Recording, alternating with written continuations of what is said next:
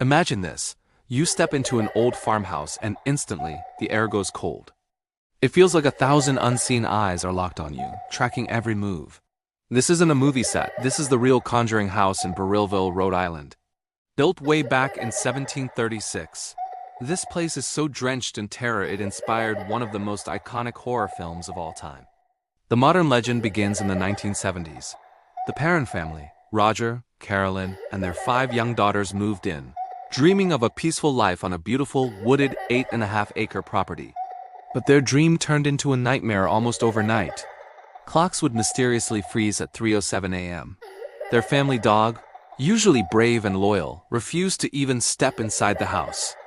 Carolyn would wake up with strange, unexplained bruises on her body. A disgusting, rotten smell would fill the rooms without any source, and shadowy figures would lurk in the dark corners of their home. The haunting escalated quickly. The family heard disembodied whispers echoing through the halls. They saw full-body apparitions materialize out of thin air. And they felt an evil presence that would pull at their beds, and even claw at their skin in the dead of night. Utterly terrified and desperate for help, they called in the now legendary demonologists, Ed and Lorraine Warren. The Warrens' investigation unearthed a horrifying history tied to a woman named Bathsheba Sherman. In the 1800s, Bathsheba was an accused witch and Satanist who allegedly sacrificed her own baby to the devil before hanging herself from a tree on the property. In her final moments, she was said to have cursed the land forever with her malevolent spirit. After a decade of relentless torment, the Perron family finally fled, leaving the house and its horrors behind. For decades, the house sat quietly, its dark stories only whispered among locals. But in 2013, everything changed. The movie The Conjuring hit theaters, immortalizing the Perrons' ordeal and catapulting the unassuming farmhouse to global infamy. Suddenly, paranormal obsessives and thrill-seekers from all over the world knew about this haunted location. Fast forward to 2019. Paranormal investigators Corey and Jen Heinzen, captivated by the legends, saw a golden opportunity. They'd bought the notorious house for just $439,000, sensing a gold mine in its ghostly residence. They didn't just move in. They dove headfirst into the darkness. They began hosting overnight investigations, charging guests $125 a person to hunt for spirits from dusk till dawn. And the activity they reported was insane. They claimed objects were flying across rooms on their own. Demonic growls were heard in the basement, and full apparitions of Bathsheba herself were seen scratching at the walls. They even captured EVP's electronic voice phenomena of what sounded like tortured screams, chilling even the most seasoned investigators to the bone. The Heinzens were masterful promoters. They told reporters the house was more active than ever, with shadowy figures physically shoving people downstairs and a suffocating, oppressive energy that would drain batteries and sanity in equal measure. Skeptics whispered that they were exaggerating for profit, but it didn't matter.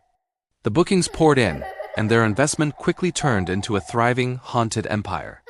After 3 intense years of non-stop terror tours, media interviews, and TV crews, the Heinzens decided to cash out. In 2022, they flipped the property for a staggering $1.5 million. The buyer was Jacqueline Nunez, a Boston real estate developer and self-proclaimed psychic medium. She saw the purchase as her destiny, buying not just the house, but the Heinzens' entire collection of haunted artifacts, which even included cursed items from some of the Warrens' other famous cases. Nunez promised to keep the paranormal party going. She announced plans for day tours, live-streamed ghost hunts, and of course more overnight stays, declaring it a personal passion project that aligned with her own supernatural beliefs. But the cracks in her new empire started showing almost immediately.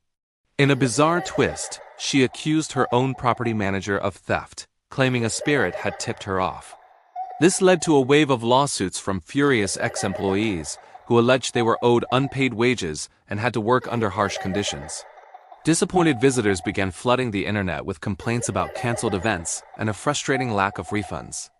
The drama didn't stop there. Tensions boiled over with the broader paranormal community.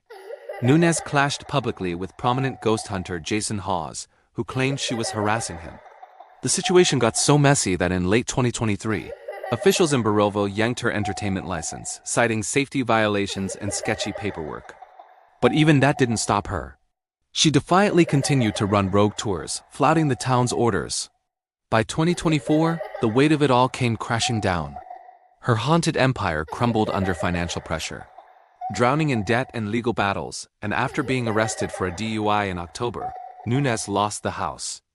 It hit foreclosure and was scheduled to be auctioned off on Halloween of 2025 by J.J. Manning Auctioneers. The listing marketed it as a famous paranormal hotspot on its 8.5 acres, drawing bids from a mix of curious thrill seekers and even some celebrities. During the frenzy, rumors swirled about cursed artifacts being quietly sold off, but the real star of the show remained the house itself, still whispering Bathsheba's curse to anyone brave enough to listen. Today, the Conjuring house stands as a bizarre monument to greed, ghosts, and an evil that just won't die. It's a story of a quiet farmhouse that was flipped for profit until the spirits, or perhaps the lawsuits, finally struck back. It proves that some haunts aren't just supernatural. They're a business built on the very edge of hell, just waiting for the next owner to discover the true price of playing with demons. Thanks for watching.